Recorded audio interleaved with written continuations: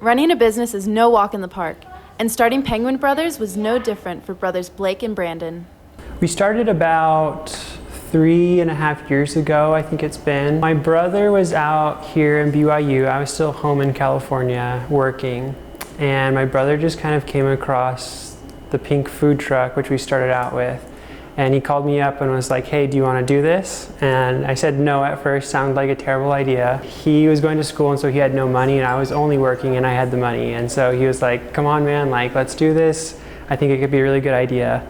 And he kind of broke me down, and we kind of ran from it from there. After Blake was convinced, their cookies and ice cream business only expanded from there. We started out as the food truck, and then about 1.5 years later, we got the Provo store, and then grew into a second food truck, and then second store in Sugar House. But they couldn't do it alone. They had the support of other local businesses. We developed a new partnership with Rockwell Creamery, which is on Center Street. A lot of people know it. They make fantastic ice cream.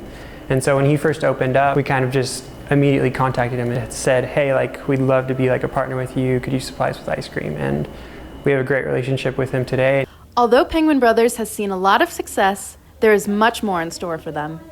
So the future, we would love to have maybe a couple more stores in Utah. Right now we're in Provo and Sugar House, which is kind of near Salt Lake. So maybe somewhere in between those areas like Lehigh area. And then we'd love to get into Arizona too, because Arizona is kind of like a little mini Utah, Provo area where they have lots of weddings as well.